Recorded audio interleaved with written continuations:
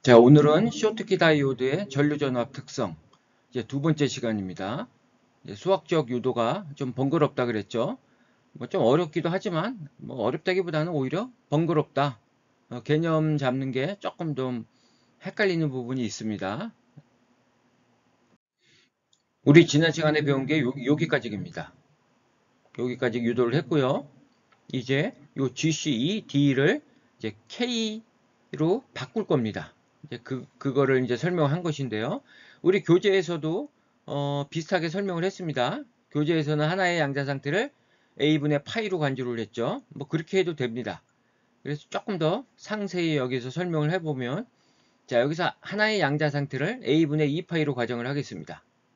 이러한 정육면체고 최적은 A분의 2파이의 3승이 되겠죠. 그리고 n개 이런 구면에 n개의 양자 상태가 있다고 가정을 해보겠습니다. 이러한 것들이 n개가 있다는 겁니다. 하나의 점으로 생각하면 됩니다. 자, 이런 것들이 이 안에 n개가 있습니다. 근데 이렇게 구면으로 가정하는 이유는 수학적 편의성 때문에 그렇게 하는 겁니다. 이거를 커다란 정육면체로 가정을 해도 됩니다. 구면이 더 계산하는데 쉽습니다. 그래서 구면으로 가정을 했고요. 그 다음에 K 공간에서 하나의 양자 상태가 결정되면 에너지 공간에서도 당연히 하나의 양자 상태가 결정이 됩니다. 그래서 우리가 이제 세 번째 가정이 중요한데요. 아주 작은 K에 대해서 이런 관계가 성립될 수 있습니다. 우리 원래 에너지하고 K는 포물선의 관계를 갖고 있죠. 자유전자 같은 경우에 E는 2n분의 하바제곱 K제곱입니다. 그런데 X축 K를 아주 작다고 가정을 하면 그 K와 E는 거의 같습니다. 동일하게 가정할 수 있고요. 거기에 미분 변화율도 다 같습니다. 그래서 이렇게 쓸 수 있다는 겁니다. 그래서 요 사이에 있는 양자 상태수나 사이에 있는 양자 상태수는 동일하다고 가정할 수 있다는 겁니다. 그래서 이렇게 표현을 한 겁니다. K 공간으로 표현했지만 결국 이게 E하고 E 플러스 D 이거하고 동일하다 이렇게 가정할 수 있다는 겁니다. 그래서 K 플러스 DK 사이에 존재하는 양자 상태수는 E 플러스 D 사이에 존재하는 양자 상태수와 동일하다. 그래서 GED를 이제 K로 바꿀 수가 있다는 겁니다. 그러면 자 K에서 K 플러스 DK의 사이에 존재하는 양자 상태수라는 것은 이 DK라는 것은 굉장히 작죠. 요만큼이죠. 이거는 그냥 어떻게 근사시킬 수 있냐면 반지름이 K는 요 구 최적 안에 존재하는 양자 상태수하고 동일하다고 간주할 수가 있습니다. 그래서 반지름이 K인 구의 최적 안에 존재하는 양자 상태수와 동일하다. 그리고 이거를 미분 형태로 표현을 하면 자, 요 최적은 3분의 4 파이 K 3승이 되죠. 그걸 미분하면 4파이 K제곱 DK가 됩니다. 이렇게 되고요. 그 다음에 전자는 스핀업, 스핀다운 두 개가 존재하니까 곱하기 2를 해주고요. 그 다음에 양자 상태수를 구해야 되기 때문에 요 하나의 양자 상태수로 나눠줘야 됩니다. 여기 최적 A분의 2파이의 3성으로 나눠줘야지 개수가 나온다는 겁니다. 그렇겠죠? 그래서 정리하면 이렇게 되는 겁니다. 여기까지 잘 이해를 하셔야 됩니다. 자, 그 다음에 공간적 부피, 최적이 A 3성을 갖는 반도체 결정에 대해서 E와 E 플러스 D 사이에 존재하는 단위 최적당, 이 단위 최적당 양자 상태 밀도는 다시 반도체의 최적 A 3성으로 나눠줘야 됩니다. 그래서 이거를 다시 A 3성으로 나눠주면 이렇게 되겠죠?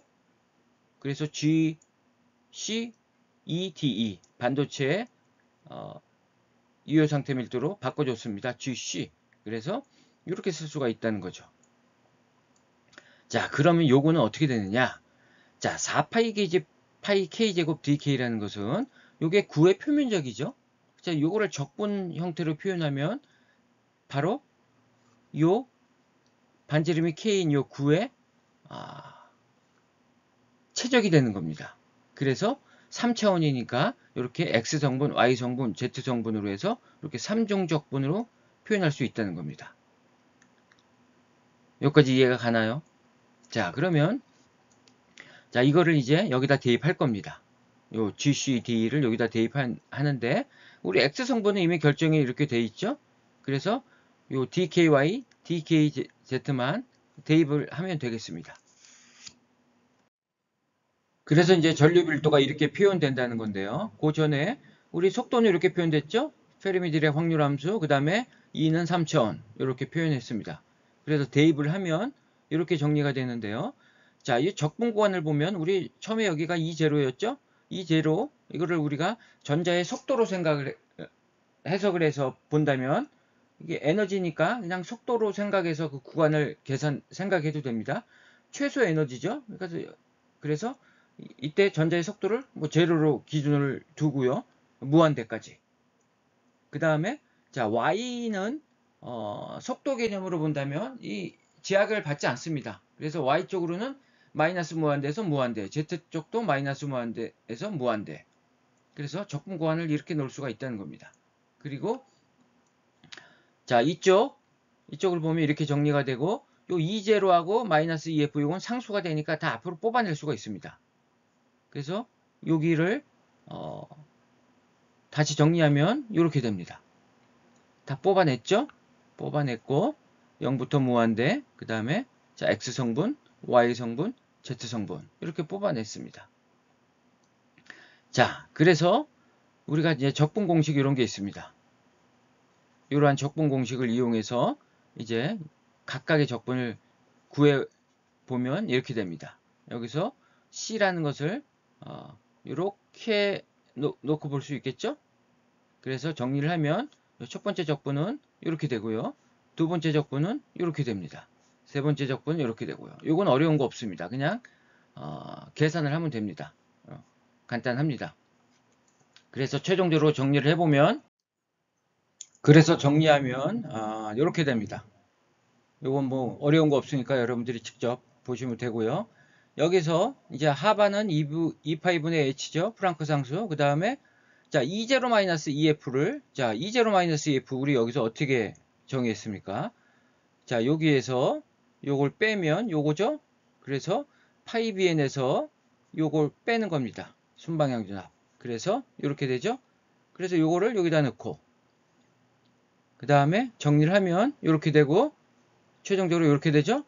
바로 요게 전자가 반도체에서 메탈로 흘러갈 때 생기는 전류 밀도다. 플러스 X방향이 되겠죠. 그 다음에 자 메탈에서 전류가 이쪽으로 전자가 이동하죠. 자 그때 만드는 전류 밀도는 어떻게 됩니까? 순방향 전압하고 관련이 없죠. 그냥 오로지 요 파이 bn하고만 관련이 있습니다. 이 파이 bn 이게 조금 낮아진다 그랬죠. 그래서 여기에서 요 항을 제외하고 요 항만 생각하면 됩니다. 그래서 전류 밀도는 이렇게 표시된다. 여기까지 이해가 되죠? 근데 이제 요것이 역방향 전압의 영향을 받습니다. 이제 차츰 설명할 텐데요. 그래서 요 두 개의 차 여기에서 요걸 빼면 이렇게 됩니다. 그래서 요거를 이쁘게 정리하면 전류 밀도 J라는 것은 JST 바로 요 부분이 JST가 되고요. 이렇게 됩니다. 이거 마치 PN 접합 다이오드의 전류전압 특성 관계책하고 너무너무 유사하죠. 그때는 이게 JS였죠. 역포화 전류 밀도. 똑같습니다. 그래서 이 역포화 전류 밀도를 이렇게 정의하는데 요거를 다시 요 T제곱을 떼내고 요 앞에 부분만 해서 A라고 정의를 하고요. 요거를 열전자 방출의 유효 리차드슨 상수라고 합니다. 자, 그러면 조금 더 상세히 한번 살펴보도록 하겠습니다. 자, 그래서 이제 최종 정리하면 이렇게 됩니다. 여기서 열전자 방출의 유효 리차드슨 상수를 보면 대략 계산해 보면 요 전자의 질량은 상태 밀도 질량을 써야 됩니다. 우리가 K 공간에서 다 유도를 한 거죠. 전도성 유효 질량을 쓰면 안 됩니다. 그래서 단위를 좀 환산하고 이렇게 다 정리를 하면 A는 대략 130 암페어 per K제곱 센티미터 제곱 단위 면적당 온도 제곱에 대해서 전류가 130 암페어 정도 이러한 값을 갖는 이게 상수가 되겠습니다. 그래서 뭐 온도가 올라가면 당연히 이게 상승하겠죠. 그래서 열전자 방출의 요 유효 리차드슨 상수는 뭐 여기까지만 이해하면 될 것 같습니다. 일단 이 값은 문제에서 다 주어지니까 요 정도만 이해하면 되고요. 자, 이제 중요한 게 이제 이겁니다. JST. 자, JST는 이렇게 표현됐었죠? 그런데 이제 파이 BN으로 표현했는데 우리 파이 BN이라는 게 뭐죠? 요거죠. 자, 요겁니다. 요거는 어떻게 됩니까? 파이 B0에서 뭘 빼야 됩니까? 요만큼이 델타 파이죠. 요걸 빼야 됩니다. 이렇게 됩니다. 그래서 다시 쓰면 이렇게 되죠. 그리고 요식을 가만히 보면 요 델타 파이라는 것은 이제 뭐 다음 시간쯤에 배울 것 같은데요. 요 장벽 높이가 감소하면 전자들이 이렇게 많이 흘러가겠죠? 그럼 이 장벽 높이가 감소하는 것은 역방향 전압하고 관련이 있습니다. 그래서 이게 이제 이미지 차지 이펙트라고 해서 앞에서도 잠깐 설명했죠. 이 부분 이제 뒤에 설명하겠습니다. 그래서 바로 역방향 전압이 올라가면 이게 커집니다. 이게 커진다는 얘기는 파이 BN이 작아진다는 얘기니까 역방향 전류가 엄청 증가하기 시작합니다. 그래서 PN 접합 다이오드하고 비교해 보면 PN 접합 다이오드에서 생성 전류라는 게 있죠. 역방향 전압에 따라서 증가한다 그랬죠. 그래서 이렇게 표현했습니다. 공핍증의 폭이 증가하고 그 다음에 진성 캐리어 농도. 진성 캐리어 농도는 온도의 2분의 3승에 비례합니다. 여기는 지수 함수에 비례하기 때문에 비교를 해보면 이 쇼트키 다이오드의 역방향 전류 밀도가 월등히 큽니다. 차수가 비교 안 될 정도로 큽니다. 그래서 이러한 부분은 이제 다음 시간에 더 상세하게 논의를 해보겠습니다. 중요한 거 요거 꼭 이해를 하시고요.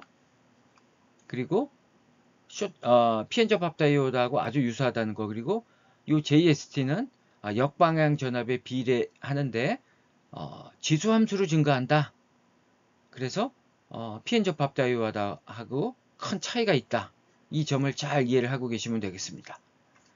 자, 그러면 오늘 강의는 여기까지 가겠습니다.